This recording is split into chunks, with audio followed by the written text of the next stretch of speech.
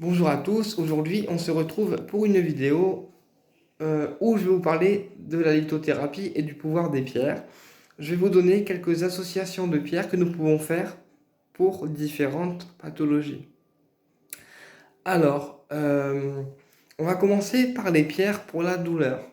Donc, quelle pierre contre les douleurs? On va associer du malachite, pierre verte. Elle est reconnue comme étant anti-inflammatoire et antidouleur depuis très longtemps déjà.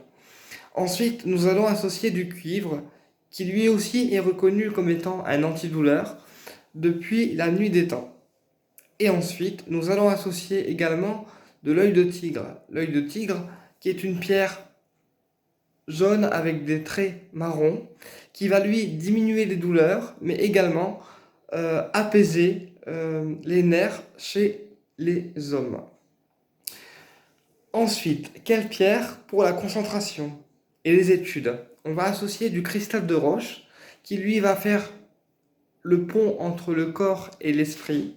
On va associer de la citrine qui est une pierre jaune qui va permettre à la personne de se concentrer, de se poser et de lui apporter des idées créatives tout en restant focus sur son objectif. Et ensuite, on peut aussi associer de l'améthyste, améthyste qui est une pierre violette qui va, elle aussi, aider à se concentrer beaucoup plus facilement et diminuer le côté angoisse et permettre aussi un apaisement. Ensuite, quelle pierre contre les peurs et la déprime? Eh bien, on va associer du grenat rouge, du quartz rose et de la lépidolite. Alors, grenat rouge, pourquoi? Parce que le grenat rouge, eh bien, il est relié au ventre et il va aider à dépasser nos peurs. L'épidolite, pourquoi? Parce que la lépidolite, elle va diminuer les angoisses, les peurs, elle va faciliter l'élimination du stress, et puis elle va aussi nous permettre de prendre les choses de manière beaucoup plus zen, plus cool, sans peur, sans crainte. Et le quartz rose, pourquoi? Parce que le quartz rose, eh bien, c'est une pierre qui rassure, qui apaise, qui a un instinct très maternel avec la personne qui la porte, et c'est aussi une pierre qui redonne confiance en soi. Ensuite, quelle pierre pour la protection contre les personnes négatives? Eh bien, on va associer de la tourmaline noire. La tourmaline noire qui protège des personnes manipulatrices. C'est aussi une pierre d'ancrage. On va associer de la labradorite. La labradorite qui est une pierre bleue pouvant aller jusqu'au gris, qui est la pierre des thérapeutes. La labradorite, elle agit également comme une éponge et elle va éviter en fait de prendre la négativité des autres personnes. Et on va associer ensuite de l'amazonite. L'amazonite qui va éviter en fait de plonger dans le côté négatif des autres personnes et qui va vous permettre de garder votre joie de vivre et de éviter aussi de ressentir les malaises des autres personnes. Alors quand je dis malaise, c'est pas malaise physique, hein, c'est malaise énergétique. Euh, Ensuite, quelle pierre contre les accidents de voiture ou quelle pierre de protection à mettre dans la voiture? Eh bien, vous pouvez mettre du turquoise, pierre bleue. Elle va protéger votre voiture en formant une bulle protectrice dans votre voiture pour éviter les accidents, par exemple, si le turquoise est porté et mis dans la voiture. Ensuite, vous pouvez associer également dans votre voiture de la tourmaline noire. Donc la tourmaline noire, elle va éviter aussi les accidents de la route graves. Donc voilà, vous pouvez avoir des petits accrochages, mais ça ne sera pas grave. Mais la tourmaline et le turquoise, ce sont deux pierres à porter en voiture ou à mettre en voiture si ce sont des morceaux. Parce que ce sont deux pierres qui vont éviter en fait les gros accrochages et aussi les PV. Non, je rigole, c'est pas vrai. Euh, Ensuite, quelle pierre pour attirer l'amour vers soi?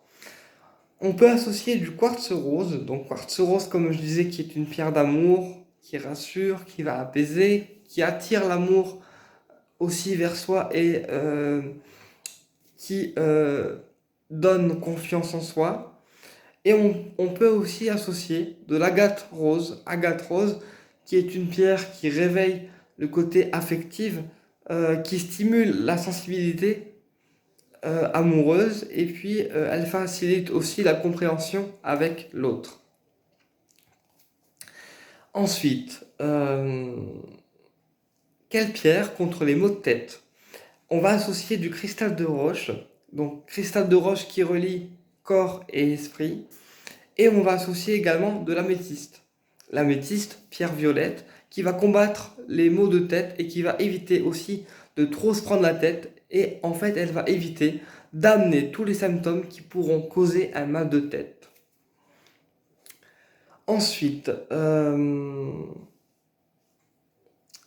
qu'est-ce qu'on me demande aussi souvent? Oui, quelle pierre pour la sexualité?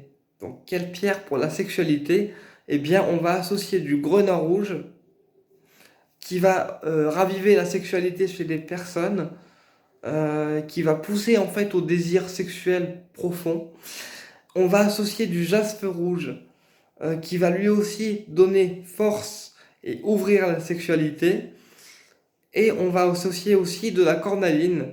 Donc cornaline, pierre d'énergie positive et pierre stimulant sexuel également. Ensuite, quelle pierre pour la sérénité et se sentir plus calme et plus serein? On a deux versions différentes. Donc, pour se sentir plus serein et plus calme, on peut associer du cristal de roche qui relie corps et esprit. On peut associer également du jade de verre. Donc le jade de verre, eh bien, c'est une pierre qui, de par sa couleur verte, va apaiser le cœur. Elle va permettre aussi la guérison. Elle va permettre également de diminuer les angoisses et de se sentir plus apaisé. Voilà.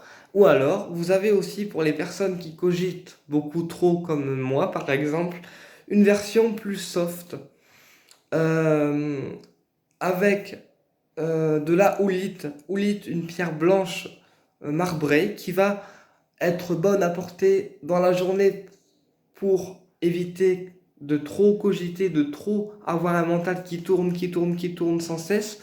Et elle peut aussi être bonne à porter la nuit, par exemple, pour éviter que vous cogitez trop la nuit et vous permettre de dormir paisiblement sans forcément vous réveiller. Voilà.